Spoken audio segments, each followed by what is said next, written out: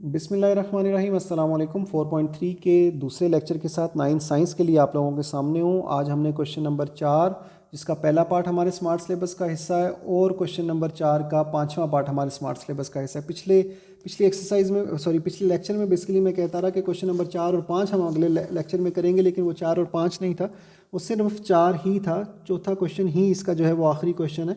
हाँ, अलबत्ता उसका जो है वो 2 पार्ट्स हैं। तो लेकिन आज का हमारा जो काम है वो 4.3 9 साइंस क्वेश्चन नंबर 4, ठीक है। रिपीट कर रहा हूँ, 9 साइंस के लिए 4.3 क्वेश्चन नंबर 4, जिसके 2 पार्ट्स हैं। ये पहले वाला पार्ट यहाँ नीचे है, ये पहले वाला पार्ट है, ठीक है। और उसके अलावा ये ऊपर 5th पार्ट है, ये ऊपर दिया हुआ है। 2 क्वेश्चन हैं, दोनों ही मैं खुद ही करवा दूंगा, तो आप लोगों को आई डोंट थिंक सो कि ट्रबल होगी, ठीक है। तो यहाँ मैं अब स्टार्ट कर रहा हूँ, टाइम ज़ाया नहीं करता मज़ीद। अब मैं अपने लेक्चर को स्टार्ट करता हूँ। 4th क्वेश्चन, इसका फर्स्ट पार्ट की वैल्यू है 3 + 3 square root into 3 - 3 square root. 3 + 3 square root into 3 - 3 square root, ठीक है। तो यहाँ पर फार्मूला याद रखिए, पहले भी कई दफ़ा हो चुका है रिपीट आप लोगों के सामने। a² - b² = a + b into a - b। ठीक हो गया बच्चों। अब यहाँ पे ये फार्मूला अप्लाई करने से पहले देख लीजिए क्या शक्ल वाकई बन रही है। देखिए यहाँ पहली रकम a दोनों तरफ है फार्मूले में, तो यहाँ पर भी 3 यानी सेम रकम है। यहाँ प्लस है, यहाँ माइनस है, तो दूसरी रकम भी सेम होनी चाहिए b, तो वो भी देखिए 3 square root 3 square root same है। तो सिंपल फार्मूला अप्लाई कर दीजिए, यानी a² - b², ठीक है। आपको फार्मूला लिखने के बाद फार्मूले की पहचान अगर हो जाए तो फिर आपको मज़ीद कन्फ्यूजन रखने की ज़रूरत नहीं है, आप डायरेक्टली फार्मूला अप्लाई कर सकते हैं। 3 का स्क्वायर - 3 स्क्वायर रूट, याद रखिएगा फार्मूला लिख लीजिएगा ऊपर और उसकी पहचान लाजमी कर लीजिएगा जैसे मैंने मैच करवा के करवाई, सो दैट आप लोग किसी जगह पर मिस्टेक ना कर जाएँ, गलत फार्मूला ना लगा जाए, ठीक है। 3 का स्क्वायर होता है 9, ये स्क्वायर और स्क्वायर रूट क्रॉस हो गया, जैसे मैंने यहाँ पर भी आपको बताया था इस सवाल के अंदर कि स्क्वायर और स्क्वायर रूट आप क्रॉस कर सकते हैं। बहरहाल लंबा क्वेश्चन करने की यहाँ बिल्कुल ज़रूरत नहीं है। 9 - 3 रह गया, जिसको आप सॉल्व करेंगे तो 6 आपके पास आंसर आ जाएगा, जो 4th क्वेश्चन के पहले पार्ट का आपका आंसर होगा 6, ठीक है। तो ये प्लीज़ वीडियो पॉज करके इस क्वेश्चन को लिख लीजिए। अब मैं दूसरा क्वेश्चन यानी आज के लेक्चर का आखिरी सवाल और इस एक्सरसाइज का भी आखिरी सवाल है, 4th क्वेश्चन का 5th पार्ट है। x² + y² into x² - y² और इंटू x + y और इंटू x² + y²। देखने में सवाल शायद मुश्किल लग रहा होगा, मैं क्वेश्चन यहाँ से पढ़ देता हूँ ताकि मेरी लिखाई अगर छोटी हो गई है तो आप लोग यहाँ से देख सकें। ये चौथे क्वेश्चन का 5वां पार्ट है, आप लोग खुद भी बुक से देख के क्वेश्चन लिख सकते हैं। x² + y² ब्रैकेट के अंदर है, फिर x² - y², वो भी ब्रैकेट के अंदर है, फिर x + y और फिर x² + y² है। तो मैं आप पेज को ओपन करके आप लोगों को आराम से ये सवाल समझाने लगा, ज़रा प्लीज़ तवज्जो दीजिएगा। पहचान करवाने के लिए मैं ब्रैकेट डालकर आप लोगों के लिए लिख रहा हूँ कि मैंने कौन सी 2 रकमें पहले हल करने वाला हूँ। तो ये पहली रकम और ये दूसरी रकम, ये मैंने एक ब्रैकेट में लिख दी कि मैं पहले इसे हल करूँगा, बाकी रकम अभी फ़िलहाल मैं लिखता ही नहीं हूँ ताकि कोई किसी किस्म की कन्फ्यूजन ना आए, ठीक है।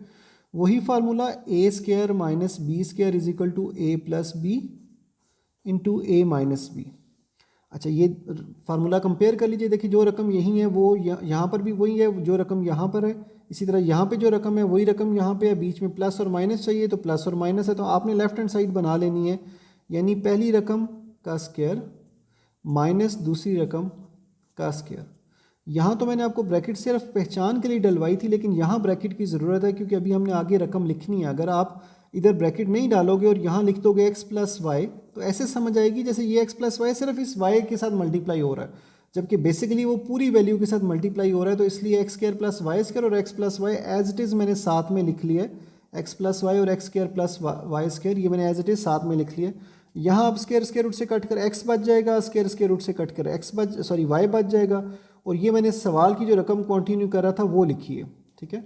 अब यहाँ दोबारा आप लोगों को पहचान करवाने के लिए, निशानी बताने के लिए कि मैं किन पर वैल्यू फार्मूला अप्लाई करूँगा, और साथ ही मैं तरतीब भी चेंज कर रहा हूँ। मैंने x + y को शुरू में लिख दिया, x - y को बाद में लिख दिया, क्योंकि याद रखिए 2 × 3 भी 6 होता है, 3 × 2 भी 6 होता है। तो तरतीब आप इस तरीके से बदल सकते हैं। तरतीब बदली क्यों है?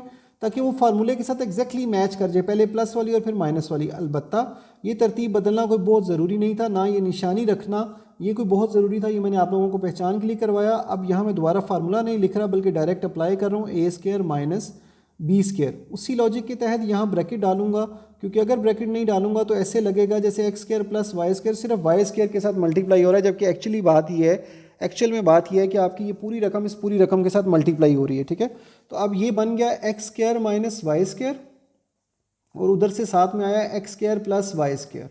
ठीक है, अच्छा अब इसके बाद फिर वही formula a plus b a minus b. अब ब्रैकेट डालने की ज़रूरत नहीं है क्योंकि आपके पास रह ही दो रकमें गई हैं। ठीक है, और मैं तरतीब बदल कर भी नहीं लिख रहा जैसे मैंने यहाँ पर तरतीब बदली थी, क्योंकि मैंने पहले भी बताया वो तरतीब बदलना ज़रूरी नहीं है, मैंने सिर्फ इसलिए कर दी थी ताकि आप लोगों को पहचान हो जाए।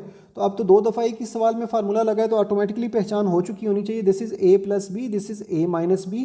तो a plus b a minus b equal होता है a square minus b square के। ठीक है, तो a square minus b square, क्योंकि यहाँ ए की वैल्यू एक्स स्क्वायर और बी की वैल्यू वाई स्क्वायर है। ठीक है, तो अब आपके पास ये बन जाएगा एक्स पावर 4, 2 2 ज़र 4 माइनस वाई पावर 4, जो आपके चौथे क्वेश्चन की 5वीं जुज़ का फाइनल आंसर है, x power 4 minus y power 4। तो इस लेक्चर में हम लोगों ने फोर्थ, प्लीज़ ये सवाल नोट कर लीजिए, मैंने आप लोगों के सामने रखा है, मैं साथ बोलता रहूँगा, को थोड़ी देर ऊपर वाला हिस्सा दिखाऊंगा, फिर उसके बाद नीचे वाला हिस्सा दिखाऊंगा, तो आप आराम से पूरा क्वेश्चन नोट कर लीजिए। ज़रूरत पड़े तो वीडियो को पॉज कर लीजिए अगर मेरी बातों के दौरान आप लोग नोट ना कर सकें तो। ठीक है, तो आज हम लोगों ने 9th साइंस की 4.3 के चौथे क्वेश्चन को कंप्लीट किया है, जिसमें 2 क्वेश्चन हमारे स्मार्ट सिलेबस का हिस्सा थे, पहला और 5वां, और वो दोनों मैंने आपको करवा दिए हैं। ठीक है, इसके साथ ही हमारी 4.4 भी ख़त्म होती है, आज का लेक्चर भी ख़त्म होता है।